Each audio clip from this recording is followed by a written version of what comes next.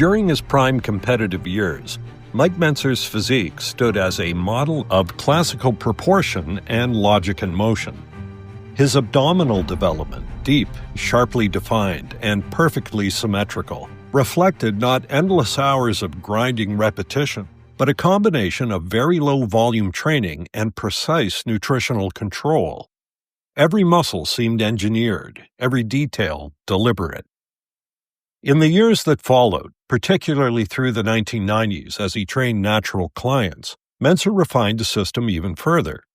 Through careful observation and application of his heavy-duty principles, he distilled abdominal training to its most efficient and exact form. A single set of high-intensity sit-ups performed to failure, lasting roughly 1 minute. That 1-minute ab workout wasn't a marketing slogan. It was the logical conclusion of Mentzer's lifelong pursuit of rational efficiency, doing only what was required to stimulate growth, then allowing the body to recover and improve. Understanding the structure behind the six-pack. When people talk about building a six-pack, they often imagine it as a collection of small, independent muscles that can be chiseled one by one. In truth, the rectus abdominis is a single continuous sheath of muscle running vertically from the ribcage to the pelvis. That familiar segmented washboard appearance arises from tendinous intersections that cut across this sheath, architectural features determined largely by genetics. Some individuals are blessed with 3 clear separations, yielding the classic six-pack. Others, even among elite athletes, display only 2 primary divisions, a 4-pack. Still others possess only faint ridges that remain subtle no matter the training effort. Mentzer understood this deeply, that training cannot override genetic limitations, only allow you to express it to its fullest visible potential. The goal, then, is not to change your abs, but to optimize their development and visibility. To make that happen, 3 elements must align. 1. Sufficient muscle fiber density in the abdominal region, the raw material that allows development to appear. 2. High-intensity stimulation to drive development and create separation between the tendinous lines. 3. Adequate recovery, the often ignored interval in which the stimulated fibers actually develop into what appear to be distinct regions. Miss any of these, and the visual result collapses. Yet, as Mentzer often emphasized, the final look of a midsection depends equally on your present body fat level. 2 roads to a ripped midsection. When we talk about visible abs, we're really talking about 2 separate but related phenomena: muscle development and fat reduction. The first occurs through targeted training, the second through nutritional control. You can train the abdominals intensely and still fail to see them if a layer of subcutaneous fat conceals their shape. Conversely, you can diet hard and reveal little if the underlying muscles are underdeveloped. Mentzer's philosophy tied both together within his overarching heavy-duty system, the rational application of stimulus and recovery guided by science, not tradition. Training the abdominals. Mike rarely dwelled on abdominal routines in his seminars or writings. He regarded the abs as secondary beneficiaries of compound movements already built into his heavy-duty program. Exercises like squats and triceps press-downs all engaged the abs to a remarkable degree. For many trainees, that indirect work was more than enough, provided their workouts were performed in a true high-intensity fashion. As he told one client in 1994, I'm going to suggest for the next month or 2 you don't do any abdominal work for the following reason. This program will at least maintain your existing abdominal condition, even improve it. I have some clients who literally complain that after every tricep workout with those press downs, they have sore abs. He had a point. Why expend limited recovery resources on redundant exercise when the abs are already performing stabilizing labor in every major lift? Still, when direct abdominal work was necessary, Mentzer's prescription was identical in principle to that for any other muscle group: brief, intense, and infrequent. He wrote in Heavy Duty Legacy Edition, quote, If you are particularly concerned about the condition of your abs or have a contest coming up, then train them. Remember, however, that the abdominals are skeletal muscles just as the pecs, lats, biceps, etc. Therefore, they respond to the same type of stimulus, high intensity. Train abs only on leg day, doing one set of inclined bent knee sit-ups for 15 to 25 reps to failure. Once you can do 25 or more, hold a weight at your chest so you're back to 15 to 25 again. Close quote. That single set, performed to true muscular failure, would conclude each leg workout in his ideal routine. The famous 4-day split of Workout 1, chest and back, Workout 2, legs plus abdominals, Workout 3, shoulders and arms, Workout 4, legs and abdominals again, and then repeat the cycle according to individual recovery capacity. By training abs after leg work, Mentzer ensured that they would not be pre-fatigued before performing heavy compound movements like squats or leg presses, which rely on a strong midsection for stabilization. In terms of how to perform your repetitions, Mentzer had some additional advice. If you get to 15 reps and you see you have 18, don't stop at 15. Remember, the stimulus responsible for triggering growth is that last hard, almost impossible rep. Be sure to initiate this movement with extreme deliberation. There should be no sudden jerking, yanking, or thrusting to get the weight started and to keep it moving. Not super slow, but relatively slow. Not 10 seconds up and 10 seconds down. In fact, the keynote here is there's no magic number of seconds. The keynote is control. You want to lift the weight under full muscular control, pause momentarily in the contracted position or for 2 to 3 seconds, and lower under control. Finding your frequency. How often should you perform this abbreviated ab session? Mentzer's answer was that it depends on your recovery ability. To identify that rhythm, he insisted on one indispensable tool, the training journal. Yeah, now I want you to keep a progress chart. This is very important. Remember, when you're doing this thing right, you'll be getting stronger, if not every set of every exercise, every workout, then damn near. You got to keep an accurate progress chart so that you can monitor your progress and know that you're training properly. In other words, I can't guarantee you 100% that this given training protocol is exactly what you need in terms of volume and frequency. We do know that the theory is universally valid. Every human being requires intense, brief, and infrequent training. What we don't know at the outset for everyone is just how brief or just how infrequent. Okay? Keep a progress chart. Progression, or lack thereof, becomes the compass. If your repetitions and poundages rise steadily, your recovery and growth window is sufficient.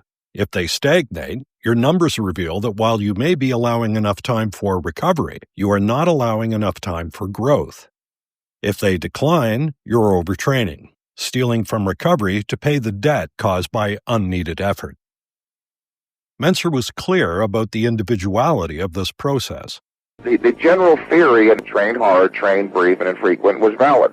There is a wide range of variation among individuals I'm seeing with regards to recovery ability and ability to tolerate intense exercise. What the individual has to work with is the application. Everybody needs intense contractions to stimulate growth. What the individual has to work with is just how much volume and frequency he can tolerate. Just as people vary enormously with regards to height and weight and intelligence and every other genetic trait, I'm beginning to see how widely people vary in regards to recovery ability. From that observation came his general rule. Most athletes thrive on one workout every 4 to 7 days. The big picture in bodybuilding is comprised essentially of two elements of equal value, 50-50.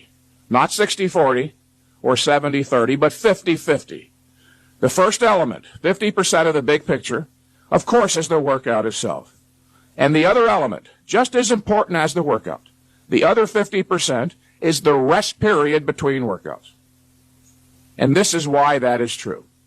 The workout, you understand, does not actually produce muscle growth.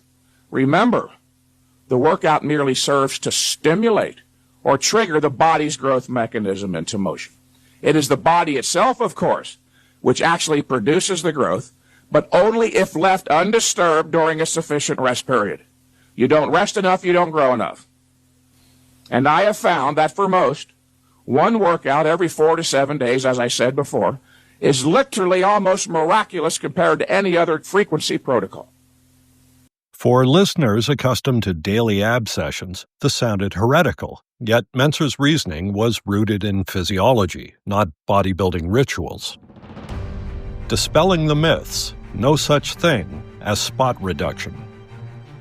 Bodybuilding culture has long been haunted by the myth that performing hundreds of repetitions of various abdominal exercises will burn fat off the stomach.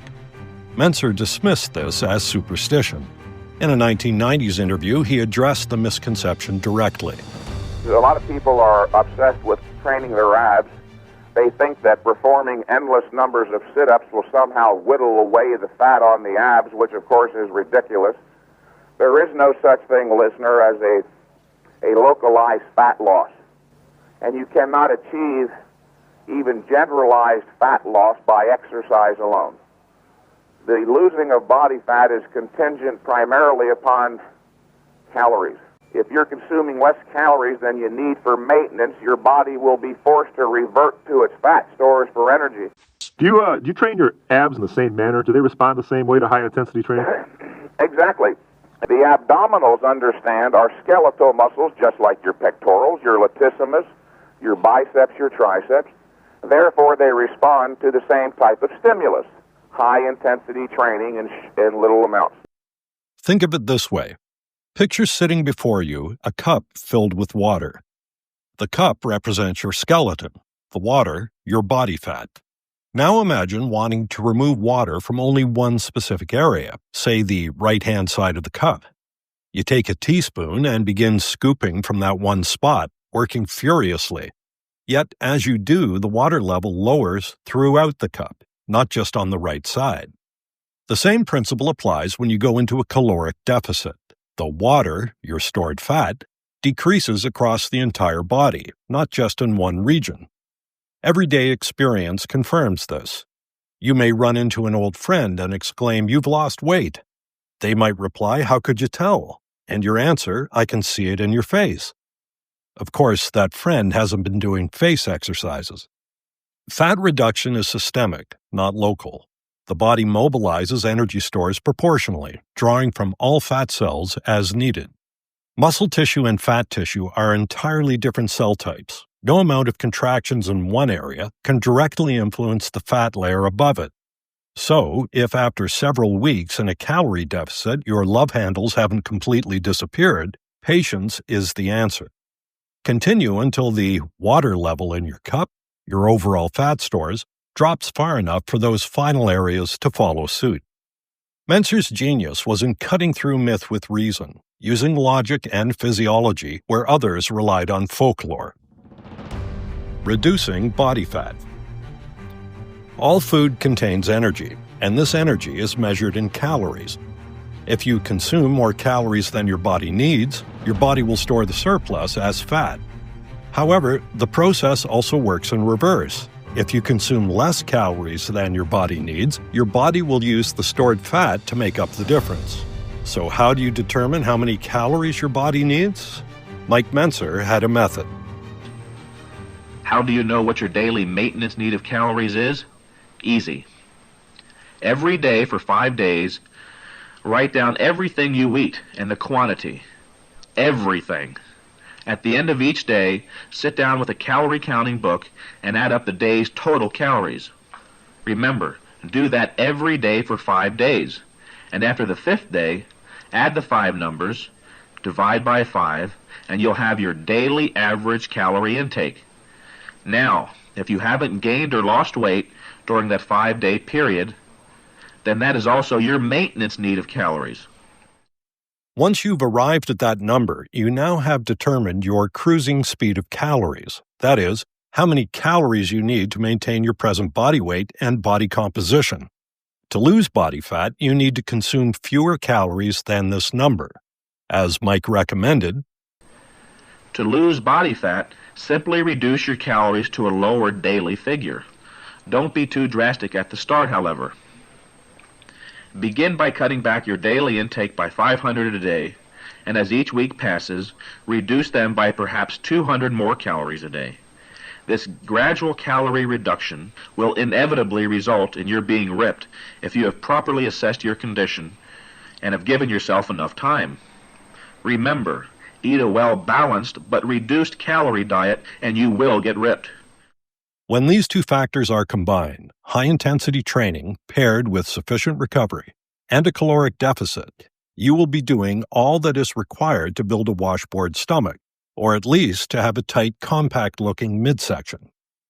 Years later, in a studio interview, Mentzer condensed the entire concept of abdominal development into one lucid exchange. I'm going to ask you, Mike, about one body part in particular that I'm sure a lot of men out there watching will be interested into is the stomach. Right. Now, how do you get a washboard stomach like we saw on that? I'm sure most guys with summer coming up would die for that kind of information. Well, you definitely don't want to indulge in too much beer like we were talking about before. Right. But it's primarily a matter of nutritional control, calorie control. As long as you know what your maintenance level of calories is and you go any number below that, you will lose body fat. Of course, the further you go into a calorie deficit, the more fat you'll lose at a faster rate. And the secondary factor is, of course, physical training, building up the muscle tissue. But even if you are training and building the muscle tissue up and you have the fat, you're still going to appear fat. The Mentzer method in practice. To summarize Mentzer's approach to obtaining a muscular midsection, 1. Train with purpose, not volume. Perform one all-out set of inclined bent knee sit-ups to failure on leg day for 15 to 25 reps. Add resistance when 25 reps becomes possible. 2. Log every workout.